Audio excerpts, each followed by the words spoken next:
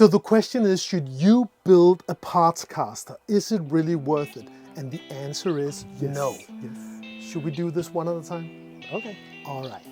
No, not if you're just doing it to save money. For the money you put into the parts, you can likely buy a great guitar.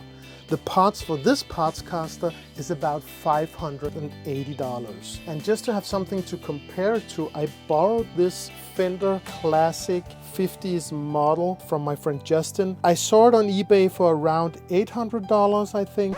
So let me understand, what you're saying is the Partscaster is actually significantly cheaper. Yes, in this specific case, but I'm sure you can get a great guitar for $600 as well. But very conveniently, you're forgetting something crucial. All these parts are from guitaranatomy.com, and if you use the discount code LAYERSTEDYT when you check out, you get 10% on everything from their website.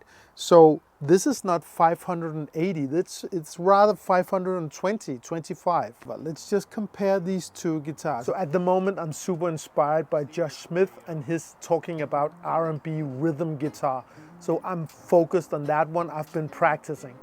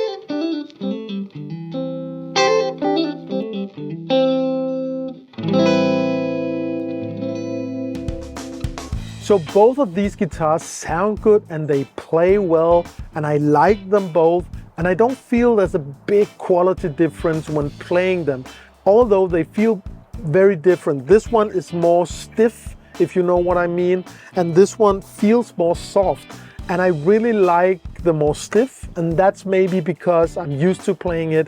I like it especially when I'm playing rhythm guitar because it feels like I know exactly where the strings are.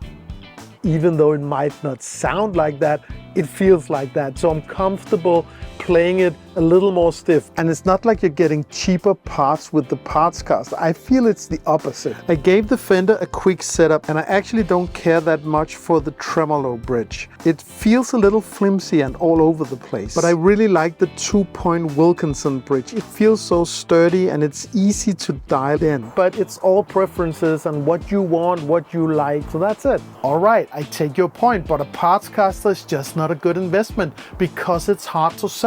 But a Fender like this, you can sell at almost the same price you got it for. But if you're looking for something special, something rare, something crazy, maybe something with a butterfly on there, you should definitely build a Partscaster because special is expensive. This Fender John Mayer Signature is about $2,500 right now on Reverb, I think, and they only made 500 of those in this color, and they don't sell these pickups separately.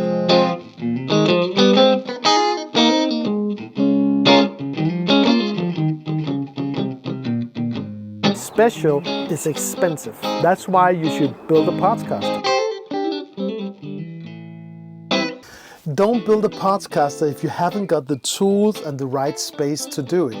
If you don't like tinkering with things and woodworking and all that stuff, just buy a guitar. But if you like tinkering with things and you like to do things yourself and you love everything about guitars and you need something to do that gives you just a moment of peace of mind, you should definitely build a Partscaster. Oh, and another thing, if you're not really interested in the details of a guitar and you hate to correct your own mistakes over and over again, don't do it. How about inspiration? You can be inspired by a crazy looking Strat. But what if you mess it up and it doesn't play well? That's not inspiring. But a lot of great songs were made on bad instruments. Is it really a bad instrument if it inspires you to play and you love it? I guess we just have to agree to disagree. I don't agree, but let's do a little experiment. See if you can hear which guitar is which.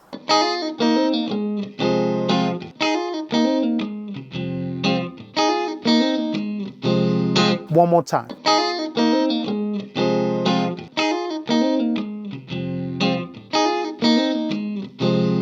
So which is which? Here's the result.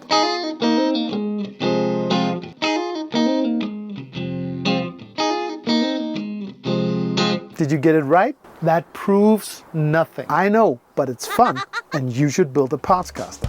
But at the end of the day, it's all up to your personal preference. It's about what you like and what you want. It's all about what gets you fired up about guitars. So the answer to the question, should you build a Partscaster, has to be yes. No. Ugh.